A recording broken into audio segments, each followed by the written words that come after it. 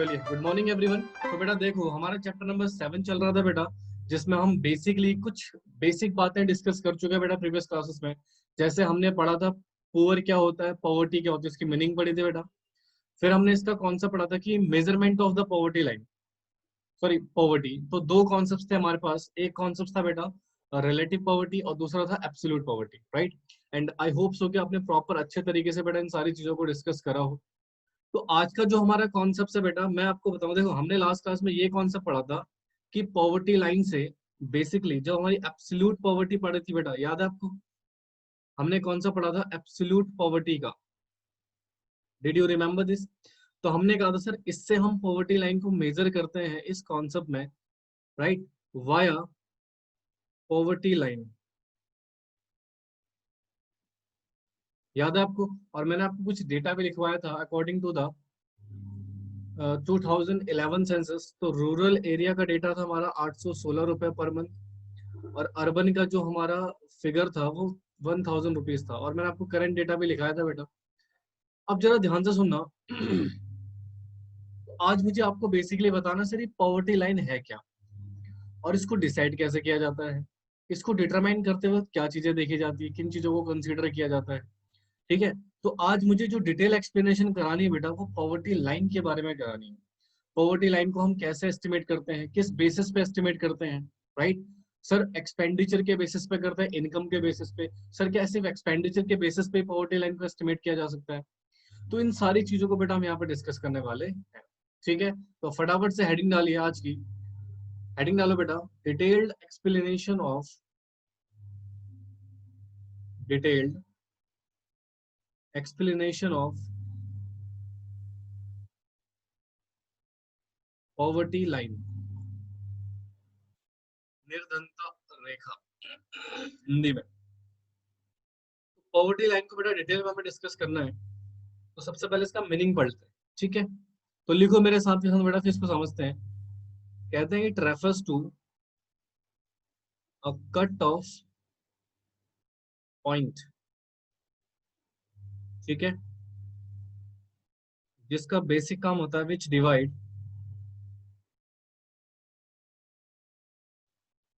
Peoples of a region as poor और non poor. तो यानी कि जो हमारी बेसिक पॉवर्टी लाइन है बेटा, वो क्या है बेटा? एक कट ऑफ पॉइंट है। ठीक है, क्या है बेटा? एक कट ऑफ पॉइंट है जिसका बेसिक काम क्या है बेटा? डिवाइड करना पीपल्स ऑफ द रीजन्स को, एक स्टेट्स के लोगों को डिवाइड करना बेटा दो पार्ट्स में, पुअर और नॉन पुअर। बेटा पॉवर्टी लाइन का मीनिंग नहीं समझाया था मैंने सिर्फ बेसिक कॉन्सेप्ट समझाया था। ठीक है, तो कट ऑफ लाइन को सर एस्टिमेट कैसे किया जाता है? तो इसका बेसिक जो एस्टिमेशन का क्राइटेरिया है बेटा, वो हमने ले रखा है एक्सपेंडिचर। क्या ले रखा है जी? एक्सपेंडिचर को बेटा हमने इसका क्या माना है? मेन पॉइंट माना है जिससे हम दैट इज पॉवर्टी लाइन को डिटरमाइन करेंगे। एक एग्जांपल देखना जरा ध्यान से। मान लो गवर्नमेंट ऑफ इंडिया ने पॉवर्टी लाइन को, गवर्नमेंट ऑफ इंडिया ने पॉवर्टी लाइन को बेटा फिक्स किया। क्या किया जी? फिक्स किया। और सरकार ने कहा कि अगर आप 1500 रुपए पर मंथ एक्सपेंडिचर करते हैं, ठीक है, तो यानी कि जो पॉवर्टी लाइन का जो कट ऑफ लाइन रखा गया वो कितना रखा गया बेटा? 1500 पर मंथ का एक्सपेंडिचर। अब जरा ध्यान से सुनना। तो ये एक तरह से लाइन क्रिएट हो गई, this is a cut off line, या you can say cut off point. क्या बोलेंगे बेटा इसको? Cut off point. अब क्वेश्चन आता है सर, कोई पर्सन, जैसा मान लीजिए एक पर्सन है मिस्टर वाई और एक पर्सन है मिस्टर ए, ठीक है। ये जो मिस्टर ए है बेटा, ये एक्सपेंडिचर करता है पर मंथ 1600 रुपए का एक्सपेंडिचर पर मंथ। और ये जो मिस्टर वाई है, ये खर्च करता है बेटा 1450 रुपए पर मंथ। ध्यान सुनिएगा प्लीज। ये जो एक्सपेंडिचर है बेटा इसका कितना है? 1600 पर मंथ, और इसका एक्सपेंडिचर कितना है बेटा? 1450 पर मंथ। अब एक पर्सन बेटा लाइन से अबव है और एक पर्सन बिलो द लाइन है, तो सर ये जो बिलो द लाइन है इसको बेसिकली हम पुअर बोलेंगे, या फिर बोलेंगे BPL, बिलो पॉवर्टी लाइन। ठीक है। और ये जो पर्सन है मिस्टर ए, इसको हम बोलेंगे बेटा नॉन पुअर, यानी कि APL, अबव पॉवर्टी लाइन। तो बेसिक कहने का मतलब ये है सर, अगर आप 1500 रुपए या उससे कम पैसा खर्च कर रहे हैं बेटा पर मंथ, राइट, तो basically you will consider the poor person, right. और आप 1500 से ज्यादा अबव एक्सपेंडिचर करते हैं, तो आपको बेटा बेसिकली क्या कंसिडर किया जाएगा, नॉन पुअर पर्सन कंसिडर किया जाएगा। तो this is the basic point of cut off point, that is poverty line. समझ आया बेटा आपके? हाँ जी बेटा। चलिए इसको फटाफट से नोट करो बेटा, नोट कीजिए इसको फटाफट से। इधर देखो बेटा, तो जैसे कि हमने पॉवर्टी लाइन के बारे में पढ़ा, अब हम एक छोटा सा सिचुएशन डिस्कस करने वाले हैं। आपने क्या देखा सर, पॉवर्टी लाइन को फिक्स किया गया है एक्सपेंडिचर के आधार पे, राइट। तो मेरा क्वेश्चन है, should the poverty line, should the poverty line be determine in terms of, in terms of income और इन टर्म्स ऑफ कंजम्पशन। अब देखो यहाँ पर दो बातें हैं सर, ये क्वेश्चन बेसिकली क्या कह रहा है, क्या पॉवर्टी लाइन अभी जो आपने करा था बेटा, वो पॉवर्टी लाइन को बेसिकली आपने किसके आधार पे कंसिडर किया था बेटा, कंजम्पशन के आधार पे, ठीक है, एक्सपेंडिचर के आधार पे, कंजम्पशन के आधार पे। तो क्वेश्चन ये आता है, क्या इनकम के आधार पे भी इसको डिटरमाइन किया जा सकता है? हाँ जी। तो बेसिक क्वेश्चन का आंसर ये है कि यस, बिल्कुल किया जा सकता है, बट यहाँ पे कुछ इश्यूज हैं। जैसे देखो, इसको लिखो फटाफट से मेरे साथ के साथ बेटा, लिखिएगा मेरे साथ के साथ। कहते हैं poverty line, poverty line cut off may be determine either in terms of income और consumption। कहते हैं सर बेसिकली दोनों के ही आधार पे डिटरमाइन किया जा सकता है, बट फिर भी however, कहते हैं however, if one is to be choose, अगर बेटा हमें एक चूज चूज करना पड़े बिटवीन दीज टू, तो कहते हैं consumption should definitely be a preferred parameter than income. यानी कि बेसिक कहने का मतलब क्या है, हालांकि इसके रीजंस पढ़ेंगे बेटा हमें क्या कारण है कि हमें सिर्फ एक्सपेंडिचर यानी कि कंजम्पशन को ही बेटा मेन पैरामीटर मानना चाहिए। तो देखो बेसिकली क्या कर रहा है, सिर्फ पॉवर्टी लाइन को मे कर सकते हैं, ऑप्शन है बेटा, जहां पर मे आ जाए इट्स मींस ऑप्शन है। या तो आप कंजम्पशन के थ्रू पॉवर्टी लाइन को निकाल लीजिए बेटा, या आप इनकम के थ्रू पॉवर्टी लाइन को निकाल लीजिए। सॉरी, ठीक है। और कर तो आप दोनों के बेसिस पे कर सकते हो, कंजम्पशन पे भी और इनकम पे भी। बट ये कहता है अगर कोई एक चुनना पड़े फ्रॉम दीज टू, तो कंजम्पशन बेटर देन इनकम। अब सर बेसिक पॉइंट आता है, अगर कंजम्पशन बेटर देन है इनकम से, तो उसका रीजन क्या है बेटा, कोई ना कोई रीजन तो होगा। तभी तो बेसिक से कि हमने कंजम्पशन को मोर बेटर माना है बेटा इनकम से। Yes definitely there is a two reason. तो वो रीजन मैं लिखवाऊंगा, आप फटाफट से पहले इस रीजन को ही लिख लीजिए बेटा, इसको बाद में नोट करना। तो दो रीजन है भैया हमारे पास। पहला रीजन है consumption reflect actual use of goods and services by an individual.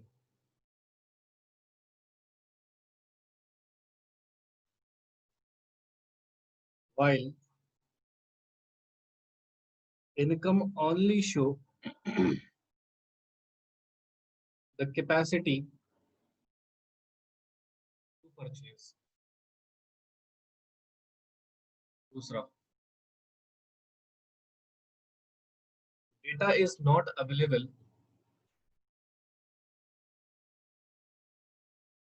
on the distribution of income।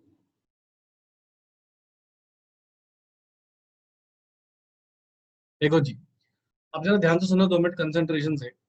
Sir पहला कहता है सर कंजम्पशन ज्यादा रिफ्लेक्टेड होता है actual uses of goods and services में। ऑब्वियसली बात है ना। एक बात बताइए, बेसिक जो कंजम्पशन आप करते हो गुड्स एंड सर्विसेज के ऊपर, उसका रिफ्लेक्शन ज्यादा बेटर होता है या इनकम का? क्योंकि हम इनकम का सारा पोर्शन खर्च नहीं करते बेटा। इनकम सिर्फ हमारी कैपेसिटी शो करे कि हम इतना खर्चा कर सकते हैं, बट एक्चुअल में आप कितना खर्चा कर रहे हो, this is the basic reflections, right. दूसरा कहता है सर इनकम के बारे में हमारे पास कुछ खासा डेटा अवेलेबल नहीं होता। जैसे कि मैंने लास्ट क्लास में भी आपके साथ डिस्कशन किया था कि इनकम का जो एक्चुअल डेटा है वो कंफर्म नहीं होता बेटा। आप मैंने आपसे बोला भी था कि सर इनकम लोग एक्चुअल में सही से प्रॉपरली नहीं बताते हैं, राइट। बट एक्सपेंडिचर को कोई छुपा नहीं सकता, एक्सपेंडिचर को छुपाओगे भी नहीं। एक्सपेंडिचर तो आप ज्यादा दिखाओगे, इनफैक्ट ज्यादा ही दिखाओगे। तो इसलिए कहते हैं सर एक्सपेंडिचर का डेटा तो हमें आसानी से मिल जाता है, इनकम के डिस्ट्रीब्यूशन का डेटा हमें प्रॉपर तरीके से नहीं मिल पाता, ये रीजन है। और दूसरा जो कंजम्पशन रिफ्लेक्ट करता है actual use of goods and services को, राइट, वो इनकम के थ्रू नहीं हो सकता बेटा। इनकम ओनली शो करता है कैपेसिटी टू परचेज, राइट, यानी कि हमारे खरीदने की क्षमता को दर्शाता है बेटा। जबकि जो हमारा कंजम्पशन है वो एक रिफ्लेक्शन शो करता है actual use of goods and services का। ये 2 कारण है बेटा जिसकी वजह से पॉवर्टी लाइन को डिटरमाइन करने के लिए बेटा हम बेसिकली किसका यूज करते हैं बेटा? हाँ जी, हम बेसिकली इसका यूज करते हैं, दैट इज कंजम्पशन का, राइट। इनकम का भी कर सकते हैं बट वही है, उसका डेटा प्रॉपरली अवेलेबल नहीं है और वो पूरी कैपेसिटी को शो करता है बेटा, ना कि एक्चुअल यूजर्स को। ठीक है जी, क्लियर हुआ बेटा? चलिए इसको नोट कर लीजिए पहले फटाफट से, इस वाले को। चलिए इसको भी नोट कीजिए बेटा फटाफट से। एक फ्रेश हेडिंग डालिए बेटा।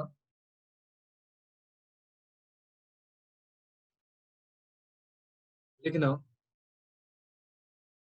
Trend of poverty in India. Bharat में पॉवर्टी का क्या ट्रेंड रहा है अभी तक?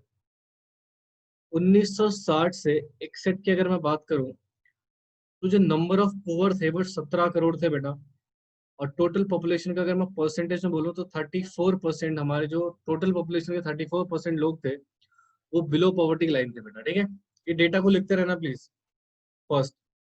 सेकंड लिखो, 1964 से लेकर 65 में टोटल 22 करोड़ लोग बेटा बिलो पॉवर्टी लाइन थे। अगर परसेंटेज में निकालो तो 46%। ठीक है, 1970 से 71 में जो डेटा अवेलेबल है हमारे पास, 25 करोड़ लोग बिलो पॉवर्टी लाइन थे, यानी कि 45% लोग। फिर डेटा आया 1973 का और 74 का, इसमें 32 करोड़ लोग पुअर थे और परसेंटेज में बोलो तो 46%। ठीक है, और अगर मैं 1979 और 80 की बात करूं, 33 करोड़ लोग पुअर थे बेटा, परसेंटेज में 48%। 1986 की अगर मैं बात करूं तो 27 करोड़ लोग बिलो पॉवर्टी लाइन थे, परसेंटेज 34%। 1987 से 88 की बात करूं तो 31 crore below poverty line, 38.9% is a poverty rate. 1993 94 में बेटा ये डेटा हुआ 32 करोड़ का, एंड इन परसेंटेज की बात करूं तो 36%। लिखते रहना बेटा इसको सारे बच्चे, ठीक है।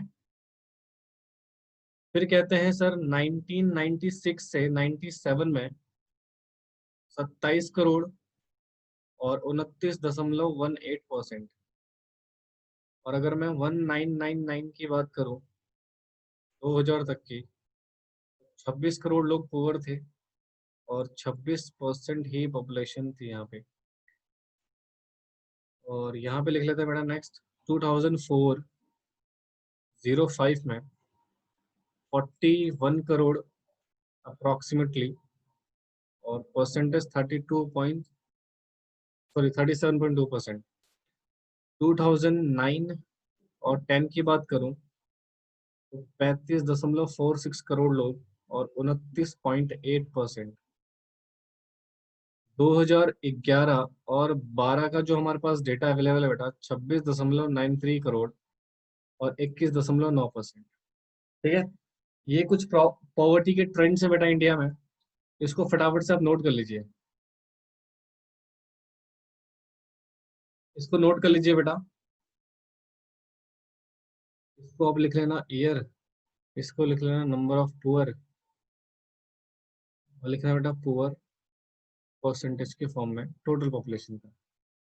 ईयर, नंबर ऑफ पुअर और पुअर इन परसेंटेज। चलिए फटाफट से नोट करो बेटा इसको। बेटा अगर देखा जाए तो इस डेटा को एनालाइज किया जाए तो आप देख रहे हो कि कितना बेसिकली करोड़ से नीचे आ ही नहीं रहे हैं। किसी भी ईयर में बेटा करोड़ से नीचे है ही नहीं, इनफैक्ट बढ़ता ही जा रहा है पॉवर्टी, राइट। ऑलमोस्ट देखिए यहाँ यहाँ तो कुछ ऐसे फिगर्स हैं जो तो 50-50% अराउंड शो कर रहे हैं बेटा भारत में पॉवर्टी लाइन। यानी कि जो ये वाला टाइम पीरियड था, यहाँ तो हमारा 50% लोग बिलो पॉवर्टी लाइन प्रेजेंट कर रहे हैं। समझ रहे हो ना बात को। तो ये सिचुएशन थी बेटा भारत की इकोनॉमी की कि किस तरीके से हम पॉवर्टी से कभी निकल ही नहीं पाए। Even though today, in today era आज भी बेटा यही समस्या है बेटा, right. Maximum peoples below poverty line. ठीक है, तो ये हालात है। अब कुछ स्टेट वाइज कंपैरिजन भी कर लेते हैं कि भारत में सबसे ज्यादा जो पॉवर्टी है वो किस स्टेट्स में है। तो स्टेट वाइज भी थोड़ा कंपैरिजन कर लेते हैं। तो फटाफट से बेटा हेडिंग डालिए, inter state, inter state comparison.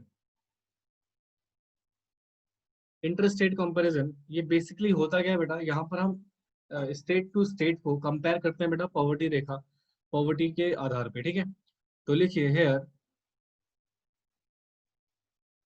Following observation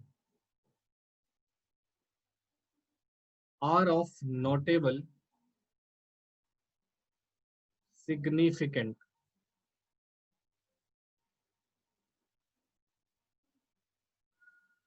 तो देखिएगा पहला पॉइंट कहता है the percentage of population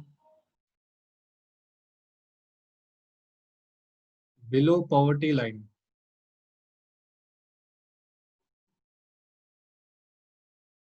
is different in different state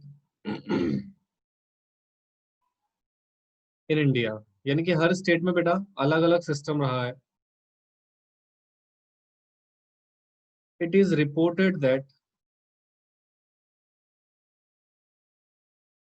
reported to be highest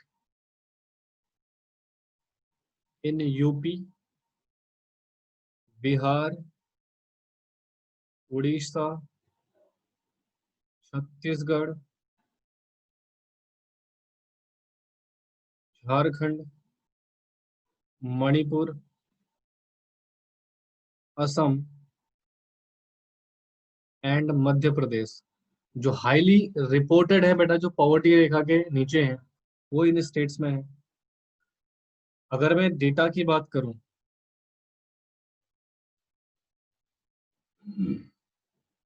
UP में 29.4% है बेटा, बिहार में, ये प्रेजेंट डेटा नहीं है ठीक है,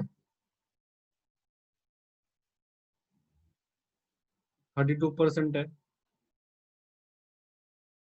उड़ीसा में 32.6% है, एमपी में 31.7% है। ठीक है, कुछ ऐसे स्टेट्स में बेटा जो थोड़ा अच्छे हैं, अच्छे रेट में, जैसे पंजाब है, पंजाब पंजाब में फिर 8.3% है ओनली। अगर मैं हरियाणा की बात करूं, हरियाणा में है 11.2%। राजस्थान की अगर मैं बात करूं, 14.7%। तो these are the basic situation of poverty line. हाँ जी, 2011-12। ठीक है जी, इसको फटाफट से नोट कीजिए बेटा।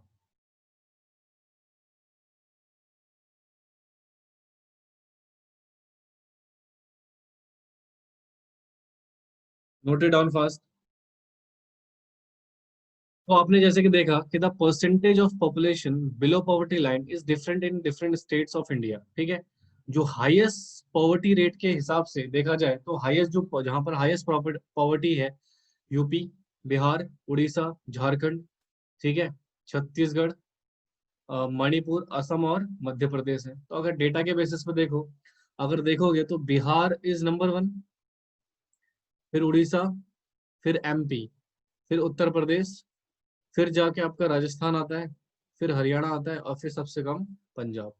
देखा जाए तो पंजाब में सबसे कम पॉवर्टी रेट है बेटा। ठीक है, तो this is the basic situation of inter state comparison. और भी बहुत सारे स्टेट्स हैं बेटा, उनका डेटा दुनिया भर का डेटा है बेटा, तो आप देखते रहना सर्च वर्च करके। इसको नोट कर लो फटाफट से। चलिए एक हेडिंग लिख लो फटाफट से, हेडिंग लिखो फटाफट से।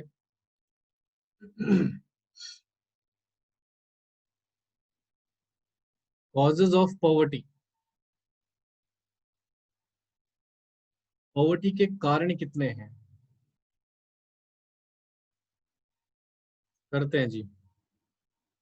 पहला लिखो, poverty with reference to under development of the Indian economy.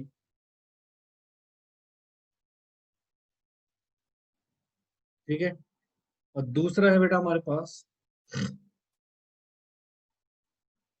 Poverty with reference